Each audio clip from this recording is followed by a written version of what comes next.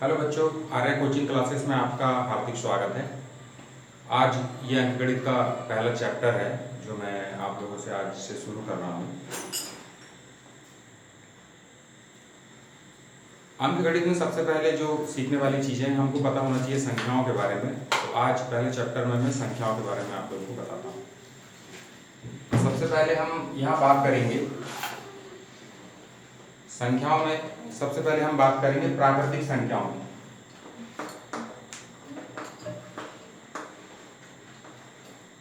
प्राकृतिक संख्याएं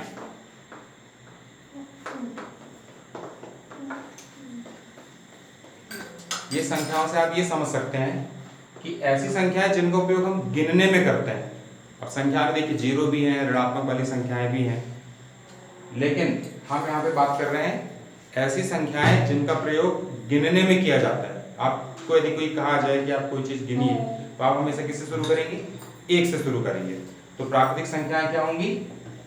1 2 3 4, मतलब एक से लेकर के अनंत तक। ये हो गई प्राकृतिक संख्याएं। दूसरे नंबर पे आएंगी पूर्ण संख्या।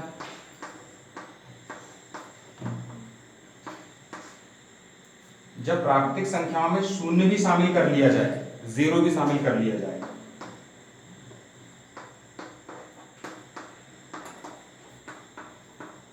तो ये कहलाएंगी पूर्ण संख्या।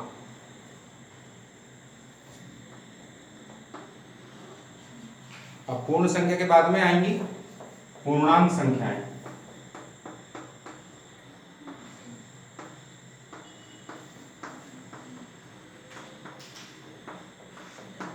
ध्यान दीजिए, आपने क्या यहाँ पे 1 से लेकर के ऐसा अनंत तक उसमें जीरो शामिल किया तो क्या हो गया? पूर्ण संख्याएं। अब इसमें इधर पोर्शन में कौन सी आएंगी? ऋणात्मक संख्याएं आएंगी। जब ऋणात्मक संख्याएं भी इसमें शामिल कर लिया जाएगा तो ये संख्याएं कहलाएंगी पूर्णांक संख्याएं।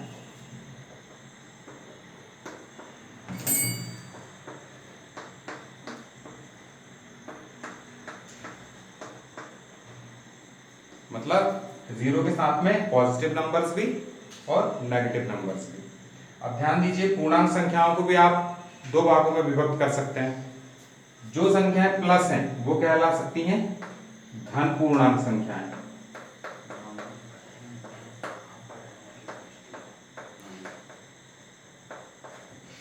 और जो संख्याएं नेगेटिव्स हैं या ऋणात्मक है वो कहलाएंगी ऋण पूर्णांक संख्याएं।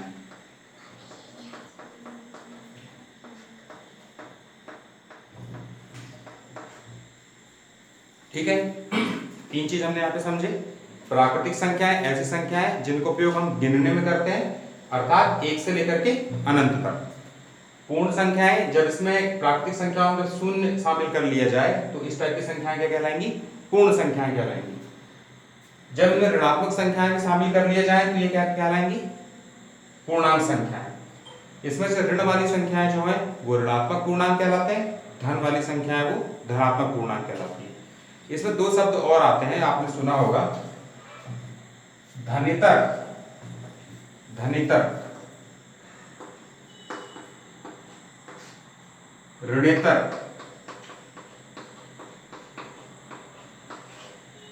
इन दोनों के प्रत्यय में क्या जुड़ा हुआ है? इतर, इतर, यानी कि इनके अतिरिक्त। धनितर का मतलब होगा धन के अतिरिक्त, धनितर पूर्णांक यानी कि ऋण वाली संख्या। ध्यान दीजिए, यहाँ पे नाम में कंफ्यूजन होता है। ऋणेतर पूर्णांक मतलब कि ऋण वाली संख्याओं को छोड़ करके, यानी कि धन वाली संख्या है। तो क्या कह सकते हैं? धनेतर मतलब कि ऋण वाली संख्या है, ऋणेतर मतलब कि धन वाली संख्या है। ये कभी कभी ऐसी शब्दावली आपको प्रश्नों में देखने को मिल सकती है। तीन टाइप की चीजें पढ़ ली आपने, प्राकृतिक संख्या, पूर्ण संख्याएं और पूर्णांक संख्याएं।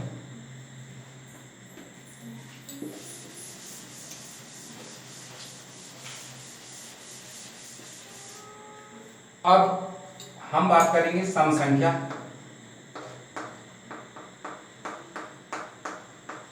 और विषम संख्या।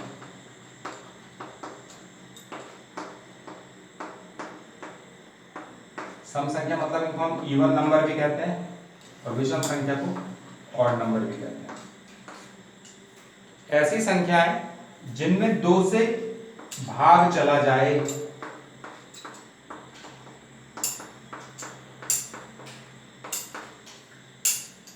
वो कहलाएंगी सम संख्याएं। जिनमें 2 से भाग ना जाए,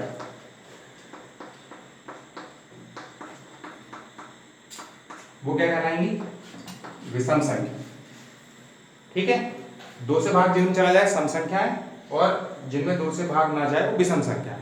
एक और तरीके से समझ सकते हैं कि ऐसी संख्याएं जिनके इकाई अंक में 2, 4, 6, 8 या 0 होगा, ये क्या होंगी? सम संख्याएं होंगी।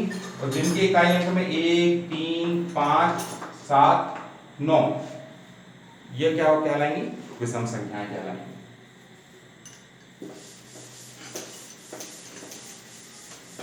अब आप ध्यान दीजिएगा, मैंने सम विषम में यहाँ पे केवल 2 से डिवाइड के रूल के अकॉर्डिंग समझाया। इसी टाइप से और आ जाएंगी भाज्य संख्याएं,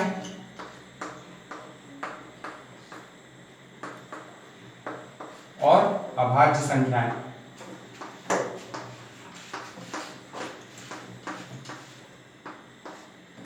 सम विषम जो मैंने आपको समझाया था, उसमें जिनमें 2 से भाग चला जाए सम, 2 से भाग ना जाए विषम, केवल एक ही अंक 2 की बात की। भाज्य संख्याएं में क्या होगा?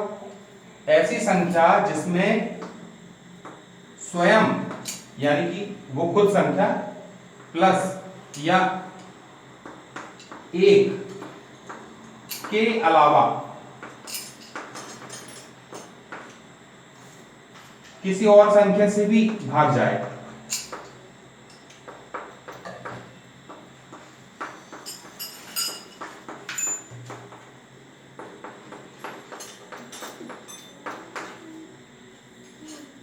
भाज्य संख्या है जिसमें स्वयं या एक के अलावा किसी और संख्या से भाग जाए, वो कहलाएंगी भाज्य संख्या है। उदाहरण के तौर पे आप यहाँ पे 16 ले लीजिए। 16 में क्या हो रहा है? स्वयं मतलब 16 से भी कटेगा और 1 से भी कटेगा, और इसके अलावा ये 2 से भी कट जाएगा, 4 से भी कट जाएगा, 8 से भी कट जाएगा, तो ये क्या कहलाएगी? भाज्य संख्या है। अभाज्य संख्या है ऐसी संख्या है जिसमें स्वयं और एक के अतिरिक्त किसी और से नहीं कटेगी, वो अभाज्य संख्या कहलाएंगे। जैसे आप बात कर लो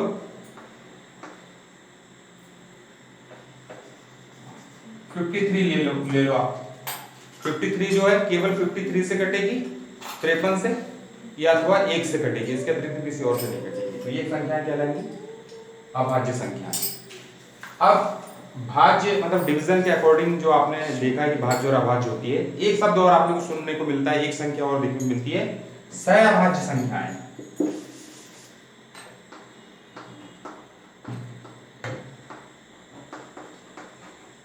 सहअभाज्य संख्याएं। सहअभाज्य मतलब इसे समझ में आता है कि हम दो संख्याओं की बात कर रहे हैं। ऐसी संख्या जिनका महत्तम समापवर्तक 1 हो। इससे क्या मतलब हुआ? महत्तम समापवर्तक क्या होता है? ऐसी संख्या जो दोनों को काट दे। ऐसी संख्या केवल 1 हो, या जिनमें कोई कॉमन गुणनखंड ना हो, मतलब ऐसी कोई संख्या ना हो जो 1 के अलावा जो दोनों अंकों को काट दे। ऐसी संख्या क्या कहलाएंगी? सहअभाज्य संख्या है। उदाहरण के तौर पर आप ले लो, जैसे 3 और 5 आपने ले लिया। 3 और 5 जो है केवल किससे कटेगी? 1 से कटेगी। इनका जब महत्तम समापवर्तक आप निकालोगे, तो महत्तम समापवर्तक आप कैसे निकालते हैं? अपन 3 का गुणनखंड निकालेंगे, तो 3 गुणित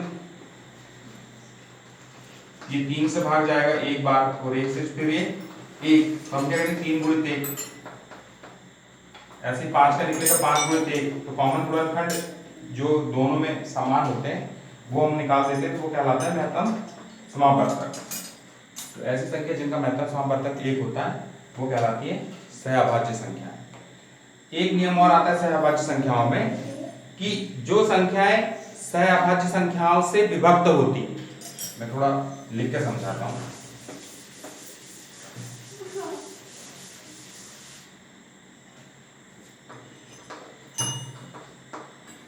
सहअभाज्य संख्या जो संख्या सहअभाज्य संख्या से विभाजित होगी।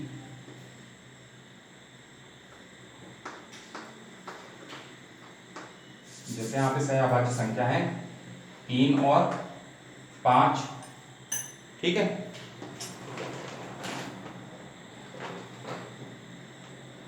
आपने 30 लिया, 30 जो है वो 3 से भी कटेगा और 5 से भी कटेगा। तो सहअभाज्य संख्या है जो संख्या, यानी जैसे कि यहाँ 30 सहअभाज्य संख्याओं से विभक्त होती है, वो उनके गुणनफल से भी विभक्त होगी। यानी कि इनका गुणनफल कितना आएगा 15, तो ये इससे 15 से भी विभक्त होगी।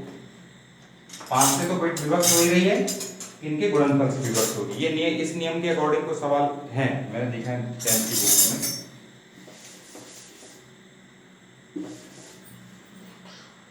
ठीक है, सहअभाज्य संख्या हो गई, ये विभक्त होने के अकॉर्डिंग हो गई। अब इसके बाद आएंगी परिमेय संख्या। परिमेय संख्याएं क्या होती हैं? आपने भिन्न वाली संख्याएं देखी होंगी, बटे वाली संख्याएं जिनको हम कहते हैं, जैसे 3/5। इसकी परिभाषा अपन ऐसे लिख सकते हैं कि ऐसी संख्याएं जो P/Q के फॉर्म में लिखी जाती है, जिसमें P जो होगा वो क्या कहलाता है, अंश कहलाता है, और Q जो होता है वो हर कहलाता है। यहां पे ध्यान देने वाली बात है कि Q कभी भी शून्य के बराबर नहीं होता, मतलब ऐसी कोई भिन्न नहीं होती जिसमें हर शून्य हो, ठीक है, वो भिन्न नहीं कहलाएगी। तो परिमेय संख्या ऐसी संख्याएं हो गई जो P/Q के फॉर्म में लिखी जाती है, जिसमें कभी भी Q जो है वो शून्य नहीं होता है। अब बात करेंगे अपरिमेय संख्या की। ऐसी संख्या जो P/Q के फॉर्म में नहीं लिखी जाती, वो कहलाती है अपरिमेय संख्याएं। तो ऐसी संख्या कौन सी कहलाएंगी? रूट वाली संख्याएं। ये संख्या क्या कहलाएंगी? अपरिमेय संख्याएं, ठीक है। अब एक नंबर जो है और लास्ट में आता है वास्तविक संख्याएं। हाँ, पहले एक चीज और समझ लीजिए आप लोग यहाँ पे। परिमेय संख्याएं जो बताया मैंने P/Q के फॉर्म में, जितने भी पूर्णांक संख्याएं हैं, जैसे आपने लिखा 15 को क्या माना जाता है? लिख सकते हैं 15/1, कोई भी संख्या हो उसमें उसके बटे में 1 लगा के हम लिख सकते हैं संख्याओं को। तो इसका मतलब ये कि हर एक पूर्णांक संख्या जो है वो परिमेय संख्या होगी। हाँ, अब मैं बता रहा था आपको वास्तविक संख्याएं। तो वास्तविक संख्याएं क्या होती हैं? जिसमें परिमेय संख्याएं प्लस अपरिमेय संख्याएं दोनों शामिल हो।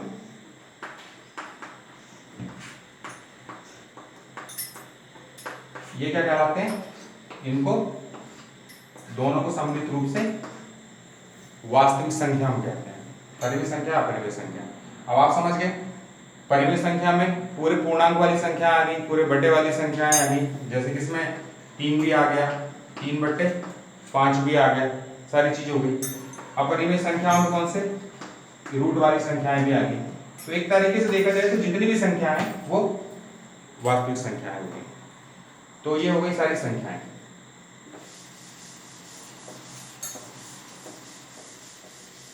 आज आपने पूरी संख्याओं के बारे में डिटेल में पढ़ा।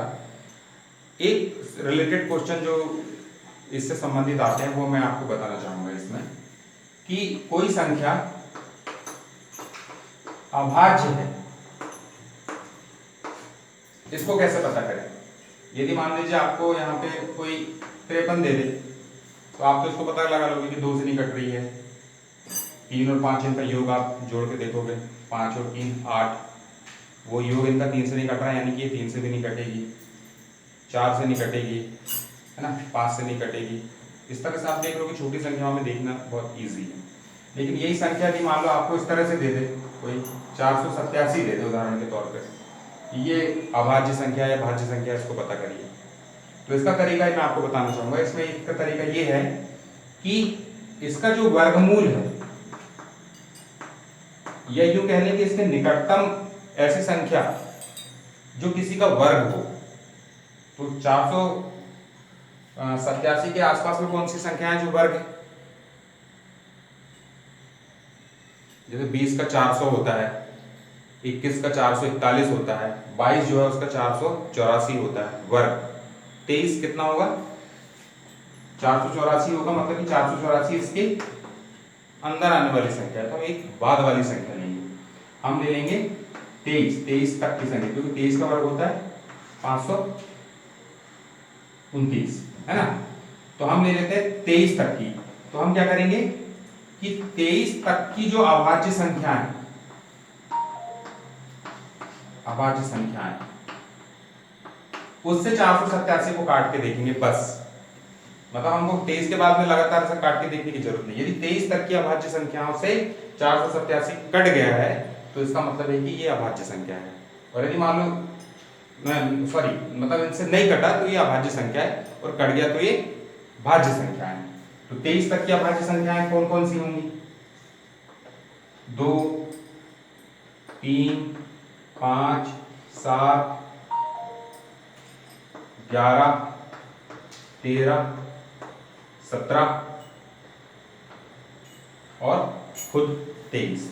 1, 2, 3, 4, 5, 6, 7 इन 8 संख्याओं से काट के देखेंगे 487 को।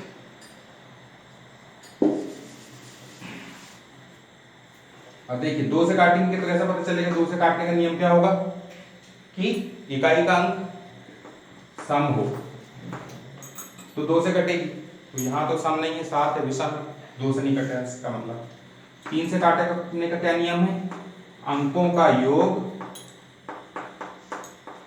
3 से कट जाए, 3 से डिवाइड हो जाए। यहाँ अंक जोड़ो आप, 4 और 8 कितने हुए? 12, 12 और 7 कितने हो गए? 19, 19 3 से कटेगा? नहीं कटेगा, यानी कि ये 3 से भी नहीं कटेगी ये संख्या। अब अगली संख्या लीजिए 5, 5 से काटने का क्या नियम होगा? जो इकाई के अंक में 0 और 5 हो इकाई, तब वो 5 से कटेगा। तो यहाँ 0 और 5 नहीं है, 7 है, तो ये 5 से भी नहीं कटेगी। 7 से आप काट के देख लीजिए, क्योंकि इसकी जो प्रोसेस है थोड़ी टफ है, इस तरह तो काट लेना ज्यादा इजी रहेगा। तो 7 से आप देखिए, 7 6 42, बचा 6 67, तो 67 भी 7 के पहाड़े में नहीं आता, तो 7 से भी ये नहीं कटेगी। 11 से काटने का नियम, 11 से भी आप काट के देख लो, 11 चुके 40, बचा 4 47, 11 से भी ये नहीं कटेगी। उसके बाद 13 से, 13 तिया 39, बचा 9, 13 91, 13 से भी नहीं कटेगी। 17 से देख लो, 17 दूनी 34, बचेगा कितना? 14, 47, 147 17 के पहाड़े में नहीं आता है। पहाड़े याद कर लीजिए, क्योंकि पहाड़े याद होने से ये चीजें आपको ज्यादा आसानी होती जाएगी, नहीं तो पहाड़े में उलझे रहेंगे। 487, 17 से भी नहीं कटेगी। 23 से देखो, 23 दूनी 46 होता है, बचेगा 2 27, यानी 23 से भी नहीं कटेगी। तो हम कह सकते हैं कि 487 इन किसी भी संख्याओं से नहीं कट रहा है, इस कारण से यह एक अभाज्य संख्या।